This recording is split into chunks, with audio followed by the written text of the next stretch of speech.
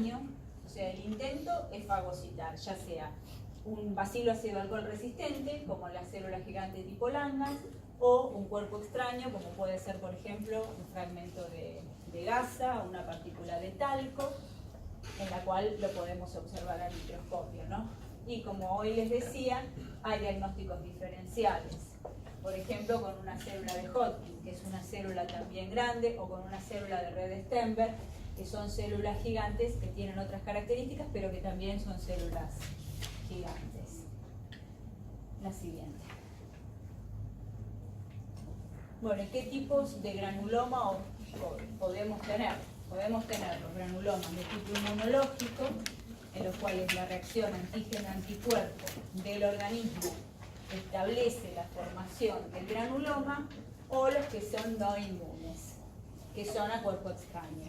En los inmunes vamos a tener la presencia de macrófagos y vamos a tener la presencia de los linfocitos T, que van a estar estimulando a estos macrófagos. Es el proceso inmunológico de la inflamación crónica, esto a través de la estimulación del interferón gamma por medio de los linfocitos T hacia los macrófagos y la retroalimentación del macrófago al linfocito T, vamos a tener las dos células.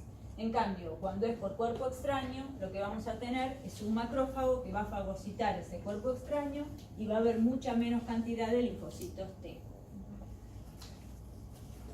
Bueno, característicamente, ¿qué infecciones van a provocar una enfermedad granulomatosa, como se llama?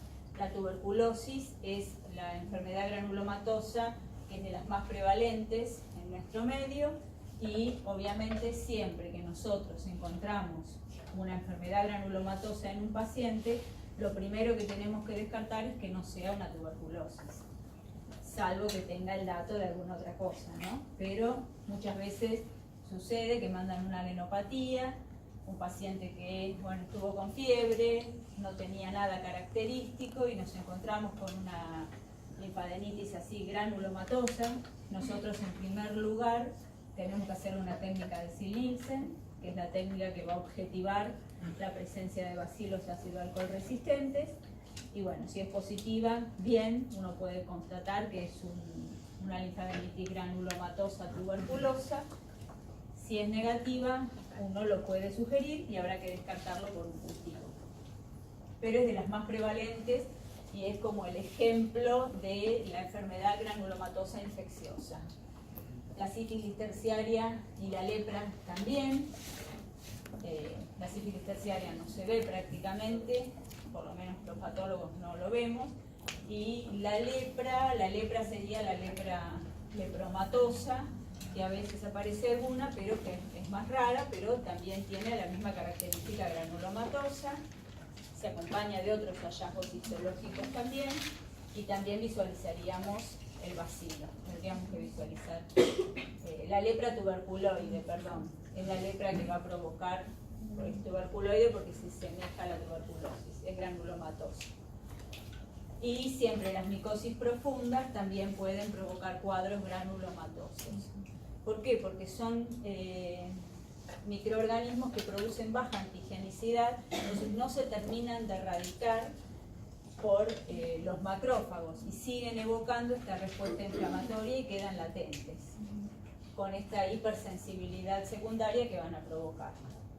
Hay otras causas como no infecciosas, que bueno, algunas ya las vamos a ver en lo práctico supongo, como la sarcoidosis, que es una enfermedad de etiología desconocida, crónica y granulomatosa, o a veces las neumonitis alérgicas, también a nivel pulmonar, pueden formar granulomas por alergias por material inhalado. Todo eso es de mecanismo inmunológico. No inmunológico, los granulomas tipo cuerpo extraño, que son mucho más sencillos de diagnosticar porque uno encuentra con algunas técnicas al microscopio, podemos ver el cuerpo extraño dentro de esas células gigantes. Lo más frecuente es que encontremos granuloma por cuerpo extraño por hilo de sutura, a veces mínimo material que quede puede provocar una reacción granulomatosa, el talco también, la queratina, muchas veces cuando hay quistes o lesiones en la piel profundas, donde se produce, digamos, la inoculación, por así decirlo, de material córneo en el intersticio, ese material córneo también puede provocar una reacción granulomatosa. Bueno, ¿cuál sería entonces la historia natural, por así decirlo, del granuloma? Tenemos la lesión inicial, que puede ser infecciosa o no.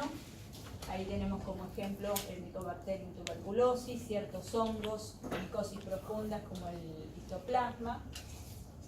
Estos microorganismos imposibilitan, digamos, por los mecanismos acotados de esos macrófagos, hay imposibilidad para digerir el agente. Se persiste ese estímulo nocivo, esto suma una respuesta celular, sobre todo por linfocitos T y por más macrófagos, y los microorganismos quedan secuestrados hacia el interior del macrófago, lo cual sigue evocando el proceso inflamatorio. Hay mayor atracción de macrófagos, formación de macrófagos epitelioides y células gigantes, y eso es lo que conforma el granuloma. Entonces, resumiendo, uno podría decir que un granuloma es un tipo de inflamación crónica en la cual no puede eliminarse el agente nocivo, y eso predispone a que los histiocitos y los linfocitos T persistan, digamos, en el proceso inflamatorio y se disponen de manera tal que forman histiocitos epitelioides con cambios conformacionales y células gigantes, y ahí permanece el agente lesivo.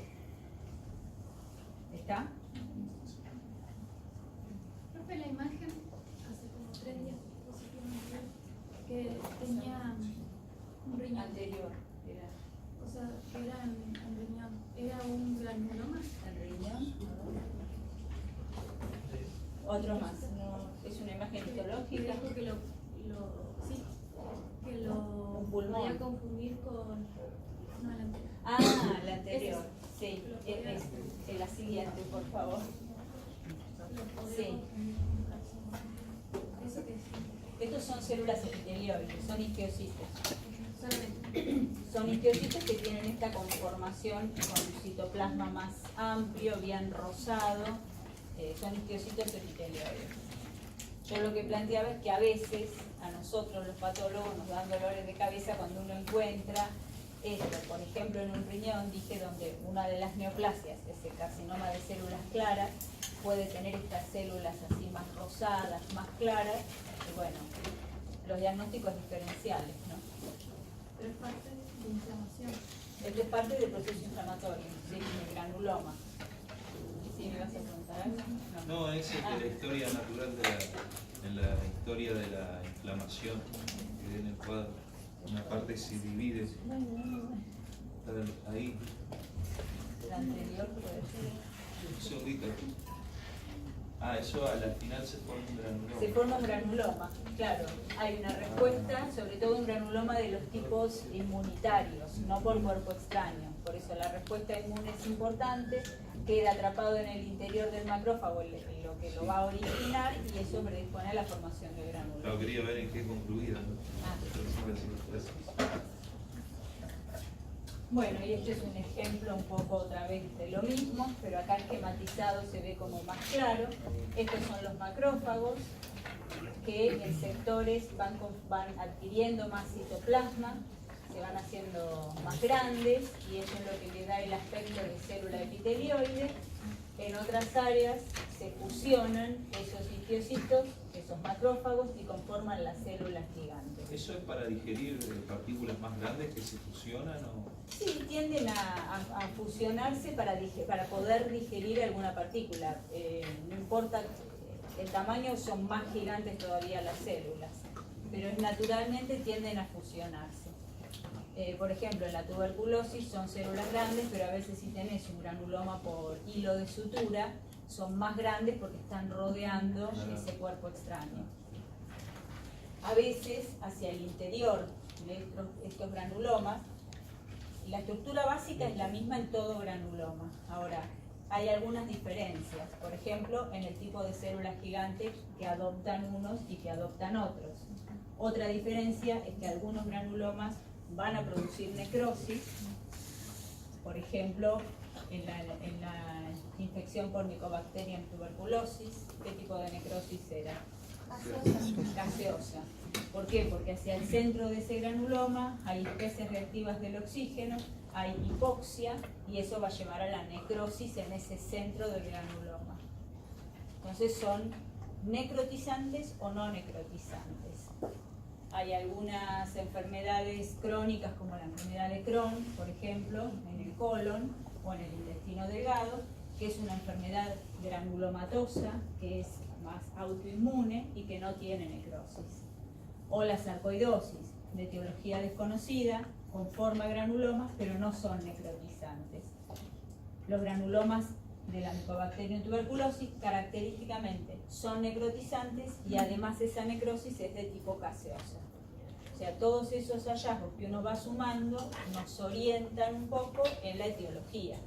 Si yo encuentro en una pieza de resección de intestino granulomas que son no caseificantes, en un paciente con una historia de trastornos crónicos, con episodios de diarrea, sanguinolenta, no voy a suponer que es una tuberculosis.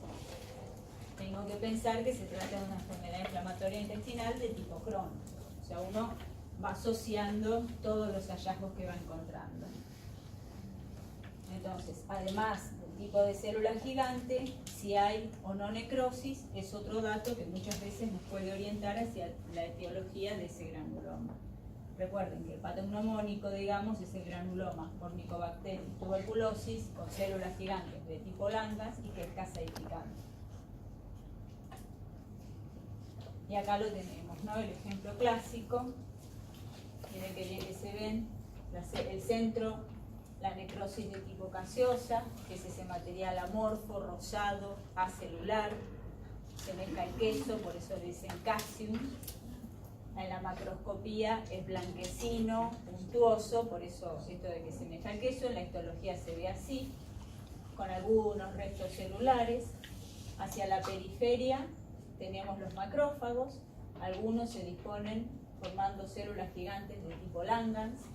Fíjense los núcleos tipo en herradura, bien orientados hacia la periferia, y por fuera tiene todavía una corona linfocitaria, que está dada por los linfocitos T. Eso sería un granuloma tuberculoso clásico.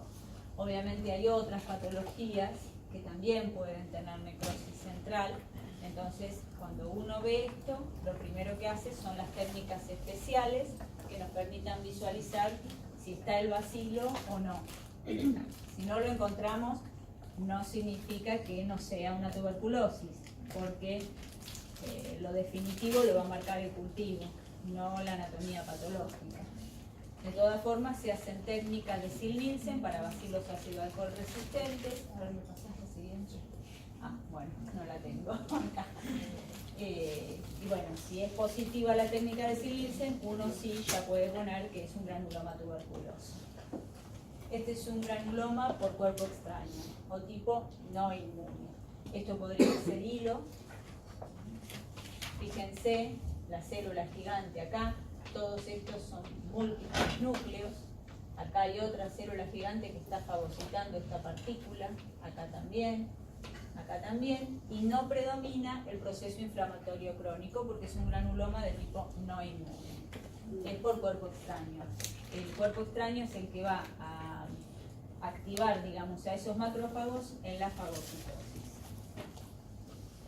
Y acá, bueno, los tamaños que me preguntaban son variados, pero esto, en general, uno, si es así de grosero, lo vemos con el microscopio a un aumento ya bajo, y si no, si uno usa luz polarizada, en general los cuerpos extraños van a restringir, a diferencia de digamos, si no fuera un cuerpo extraño. El cuerpo extraño restringe. Sí. En este, bueno, no se observa necrosis, pero las células gigantes y la corona linfocitaria sí, ¿no? Los linfocitos son menos. En el granuloma no inmunológico, en general puede no haber linfocitos. Sí va a haber una respuesta inflamatoria de ese tejido porque hay un cuerpo extraño. Y obviamente los macrófagos que van a estar englobando ese cuerpo extraño. Pero tiene menos linfocitos o puede no tener porque es un granuloma de tipo cuerpo extraño no inmunológico. Bien. Acá estaba, el Sil Nielsen. Fíjense, esta es la técnica que nosotros usamos para evidenciar estos bacilos que son resistentes al ácido alcohol, resistentes al alcohol ácido, y que se tiñen de rojo cuando uno hace esta técnica de Sil Nielsen. A veces las micosis profundas también pueden tener necrosis y tendremos que usar otras técnicas como son el PAS o el GROCOT. Siempre que hay un granuloma uno tiene que pedir una serie de técnicas especiales que nosotros llamamos, no solamente la hematoxilina y eosina, para tratar de ver si aparece algo, digamos, que sea más específico de esa inflamación granulomatosa. En el histoplasma, por ejemplo, se pueden ver muchas veces los histoplasmas dentro de la célula gigante, incluso sueltos también en el tejido. El Mycobacterium tuberculosis es más difícil de observar, no se ve así tan lindo y muchas veces hay que estar buscando mucho para que aparezca un bacilo. Es difícil de observar. Bueno, y esto es con la luz polarizada. Fíjense cómo restringe. Acá tenemos un cuerpo extraño, acá hay otro. Esto no es tan grosero como el hilo que veíamos en el otro. Cuando uno sospecha que puede ser un cuerpo extraño, bueno, se puede utilizar la luz polarizada y eso va a brillar, diferente al tejido normal que no tiene ese brillo que sí tienen los cuerpos extraños. Acá, por ejemplo, no hay nada. Nosotros una vuelta tuvimos una colega que venía con la sospecha de una sarcoidosis o de un sarcoma, no sé, ya le habían diagnosticado una cosa gravísima, tenía una lesión acá en la frente, y cuando viene la anatomía patológica lo empezamos a ver, y claro, ella había tenido un accidente de tránsito hacía 20 años. Tenía anteojos, había tenido lesiones en la cara, y no era más que un granuloma por cuerpo extraño por micropartículas de virus. Se observaron en la luz polarizada. Pero bueno, ya le habían diagnosticado un sarcoma porque había crecido, pero aparte 20 años después. O sea, ese cuerpo extraño quedó latente y de a poco, no sé por qué cuestión inmunológica, en algún momento se desató la reacción y le provocó el granuloma. Profe, cuando tenés tuberculosis, ¿te tratan y desaparece el granuloma o...? Sí, el granuloma va a desaparecer, hay erradicación del bacilo, pero el área de necrosis se reemplaza con fibrosis y puede haber calcificación. Muchas veces, eso también a veces pasa, hay lesiones en los pulmones, por ahí en los vértices, lesiones con sospecha de una neoplasia maligna, y cuando se hace la anatomía patológica es un área calcificada y muchas veces es secundaria a una tuberculosis vieja. Sí.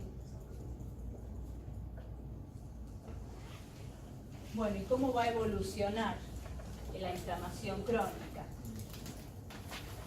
Con resolución lenta puede haber situaciones en las cuales no haya daño residual, siempre va a haber focos de fibrosis, pero depende de la magnitud de esa inflamación crónica, puede ser mínimo el daño que quede en el tejido.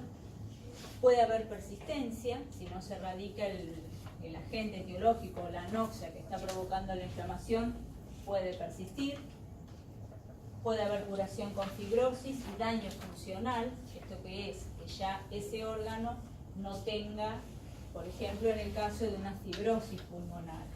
Muchas patologías de estas que se llaman neumoconiosis van a ser por inhalación de agentes exógenos, y eso va a llevar a un cuadro crónico, porque la gente va a seguir estando presente, con fibrosis. Y eso va a llevar a un daño funcional de ese parénquima pulmonar.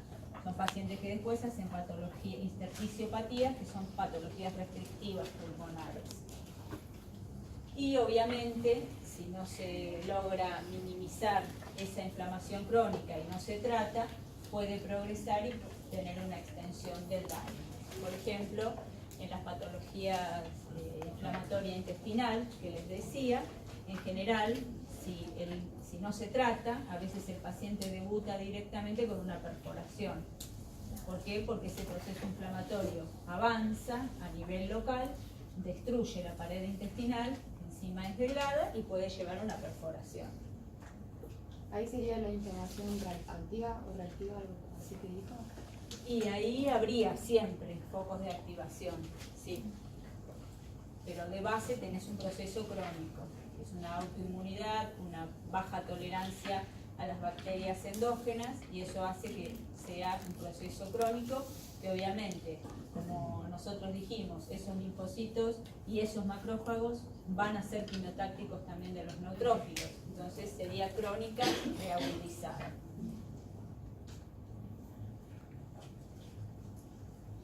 Bueno, un poco para resumir, inflamación crónica es un proceso inflamatorio de duración prolongada, como cualquier patología que nosotros hablemos de patología crónica es que tiene una larga duración. Por ejemplo, la hipertensión arterial también es una patología crónica, la diabetes también, mucho tiempo de evolución. En la inflamación van a coexistir el daño del tejido que la aloja, la infiltración de células mononucleares y reparación con fibrosis. Tiene las tres características.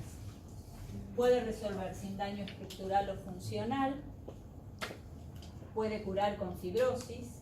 Otro ejemplo, por ejemplo, de fibrosis y de daño va a ser a nivel hepático, ¿no? Nosotros tenemos un daño crónico del hígado, ya sea por un agente exógeno como puede ser el alcohol, o una hepatitis crónica, y depende en qué momento se corta, digamos, con la noxa, cómo va a terminar ese hígado. Puede resolver ad integrum o puede terminar en una cirrosis, ¿no? Y bueno, que la inflamación granulomatosa es un patrón morfológico de la inflamación crónica, pero la importancia radica en que nos puede orientar hacia una posible etiología en ese paciente. ¿Estamos con inflamación crónica? Parece es agudo. Tengo otra presentación, chicos, que es la de reparación. ¿Tienen dudas de esto? ¿Se quieren ir a comer?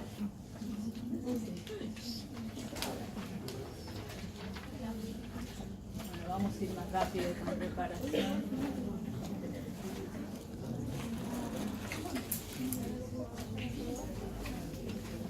No es un tema que a mí me guste mucho tampoco, pero bueno, es importante porque después lo vamos a ir viendo en todas las patologías específicas, por así decirlo. Bueno, reparación. ¿Qué hablamos de reparación? Ya en las primeras charlas nosotros hablábamos de las noxas, cuáles son los agentes que pueden provocar noxa, cómo va a responder ese tejido a la noxa. Como resultado de esa noxa aparece el proceso inflamatorio en un tejido dañado. La inflamación es un mecanismo defensivo que lo que trata de hacer es reparar ese proceso, ya sea una necrosis, ya sea el agentes patógenos que están atacando el organismo, y ahí aparece la inflamación, aguda o crónica, por lo que veíamos recién. Una vez que se mitiga ese proceso inflamatorio, agudo o crónico, ¿qué tiene que hacer el organismo? Tratar de volver a su estructura normal, digamos, ¿no? Y eso se da a través de los mecanismos de reparación del daño. Ni más ni menos que eso. No es tan complejo, si lo ven así, ¿no? Bueno, reparación puede ser regeneración. ¿Qué es la regeneración? Es cuando el organismo consigue volver a su estado original. Sería la restitución al íntegro, por así decirlo, ¿no? Nosotros tenemos una herida cutánea superficial, esa herida hace la reparación correspondiente previo al proceso inflamatorio, da paso a la reparación y no nos queda ningún tipo de cicatriz, es una herida cutánea superficial, eso es una regeneración. La otra alternativa es que haya un proceso de cicatrización. ¿Qué es la cicatrización? Cuando ese tejido normal va a estar reemplazado por tejido fibroso. Hay diferentes poblaciones celulares que van a participar de este proceso. Sí. En regeneración, la funcionalidad se Sí, queda normal, ad integrum, digamos. En la cicatrización no, porque vos ya tenés daño parenquimatoso y tenés reemplazo del parénquima funcionante por tejido fibroso que no es funcionante. Bueno, las poblaciones celulares que intervienen, obviamente ahí vamos a tener las células del órgano donde se va a producir la noxa, digamos. Por ejemplo, en el hígado tenemos los hepatocitos residuales. Los macrófagos intervienen otra vez y son claves en el proceso de la reparación, son de las células principales. Y los fibroblastos, que son las células que van a producir esta matriz fibroblástica o fibrosa en la cual va a consistir la fibrosis tisular. Aparecen también otras células como son los vasos. Obviamente cuando hay destrucción tisular y debemos reparar ese tejido, de alguna forma tienen que llegar los nutrientes, tienen que llegar el sustrato a ese lugar, y eso es a través de la vascularización. Por lo tanto, hay proliferación vascular también. Hay factores de crecimiento, como siempre, lamentablemente, hay unos cuantos. En este caso, el principal factor de crecimiento es el factor de crecimiento transformante beta, que va a ser el que va a comandar todo el proceso de fibrosis. También, si hablamos de células, tenemos que hablar de matriz, porque esas células yacen en algún lugar. Hay una matriz extracelular que también va a ser clave en el proceso de regeneración y de reparación. Y bueno, y finalmente algo de cicatrización de las heridas como ejemplo. La siguiente. Bueno, las dos posibilidades. Hay una agresión. Las agresiones pueden ser desde traumática, puede ser infecciosa, múltiples, todo lo que veníamos viendo, puede ser autoinmune, puede ser tóxica, una agresión hacia el organismo, que va a producir la pérdida de sustancia. Esa pérdida de sustancia será, si es un traumatismo, por una abrasión superficial, si es una inflamación crónica, como es una hepatitis, va a ser por daño directo de la célula hepática. Es variado, digamos, el mecanismo de agresión y de pérdida de sustancia. Y las dos alternativas, entonces, para reponer ese tejido van a ser la regeneración, que tiene algunos, digamos, requisitos para que un órgano pueda regenerarse completamente. Tiene mucho que ver con la magnitud del daño que tenga ese órgano. Si tenemos una pérdida de sustancia muy importante y si tenemos pérdida de matriz extracelular muy importante, en general no va a poder regenerarse ad integrum, sino que va a tender a la reparación. Regeneración similar al original desde el punto de vista estructural y desde el punto de vista funcional. Y la reparación vamos a tener distinta arquitectura. ¿Por qué? Porque vamos a reemplazar esas células originales por tejido fibroso. Y obviamente la funcionalidad del tejido fibroso no va a reemplazar, por ejemplo, la funcionalidad de un hepatocito. Entonces va a haber alteraciones en la arquitectura y en la función. La siguiente. Bueno, hablaremos de la reparación con cicatrización en primer lugar. Cicatrización, en general hablamos en las heridas cutáneas de cicatrización, es sinónimo de fibrosis. Cicatrización o fibrosis. Es entonces la sustitución de ese tejido dañado por una cicatriz fibrosa densa. Hablamos de cicatriz fibrosa, pero por ejemplo, si hablamos de cirrosis, estamos hablando también de cicatriz fibrosa, no es solo lo cutáneo. O si hablamos de una fibrosis pulmonar, también hablamos de una cicatriz. Es todo daño que se reemplaza por fibrosis. ¿Por qué va a estar favorecida? Por una baja capacidad regenerativa de los tejidos, que ahora tenemos que recordar algunos conceptos que ustedes ya saben, o por una gran extensión de la lesión, hay mucha pérdida de sustancia, tiene que ir a la reparación, o cuando hay una extensa destrucción no solo del parénquima, sino también del estroma. Esto que les decía, la matriz extracelular va a servir como molde o como andamiaje sobre el cual se van a desarrollar las otras células parenquimatosas. Y si nosotros perdemos mucha matriz, es imposible, no tenemos el molde o la red sobre la cual tallar, por así decirlo, la arquitectura del órgano. Entonces no se va a poder dar la regeneración y sí o sí va a tener que ir a fibrosis. Bueno, tenemos la lesión, las dos posibilidades. Acá entra en juego otra cosa, que es lo que les decía, el tema de con qué tiene que ver también que un órgano regenere o que repare con fibrosis, con las características del órgano. No solamente con la magnitud del daño, sino también con las características del órgano.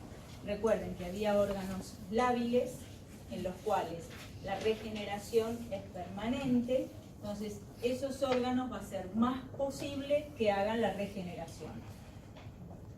O sea, estos tejidos que tienen una regeneración completa, sobre todo epidermis, tubos digestivos, todos los epitelios y el sistema hematopoyético, en general van a hacer regeneración.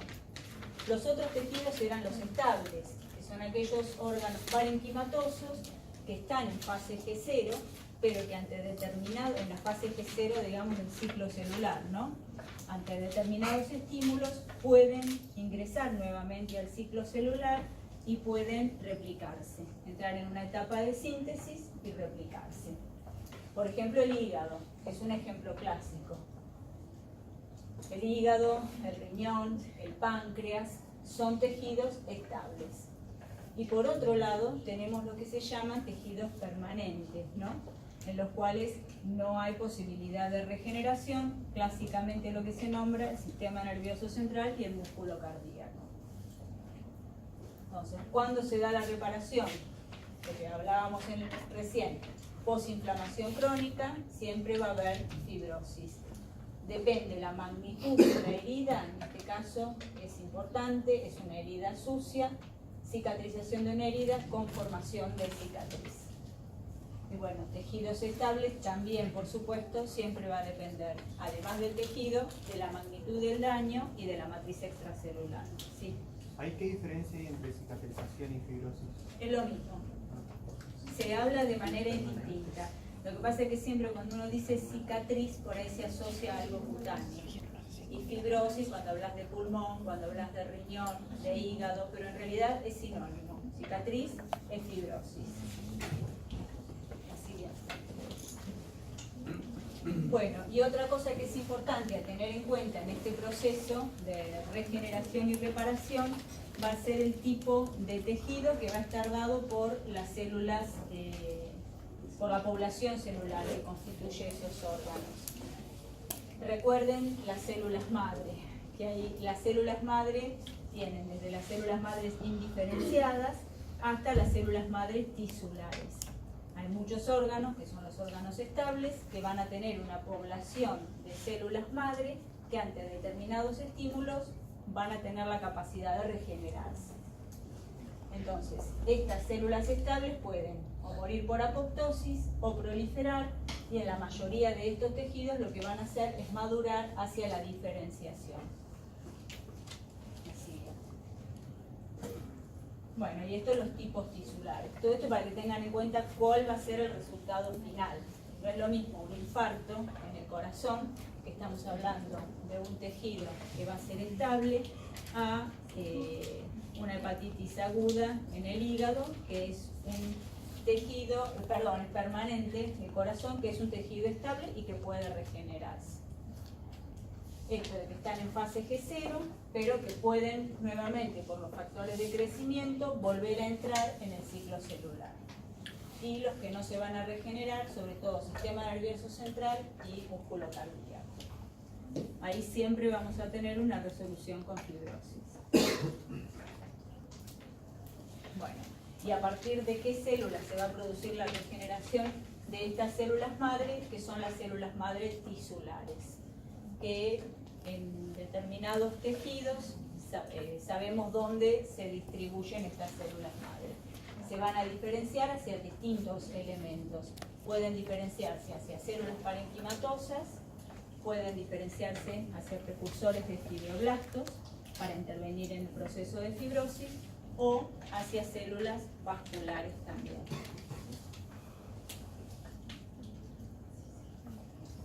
Bueno, este es un esquema de dónde se van a distribuir. En la protuberancia del folículo piloso, en general están las células madre de la epidermis, están en activa proliferación porque es un recambio permanente. En el intestino están acá en la cripta, arriba de las células de Paneth, en la córnea, en el limbo esclerocorneal, y acá tenemos en el hígado, este es un conducto, y estas son las células madre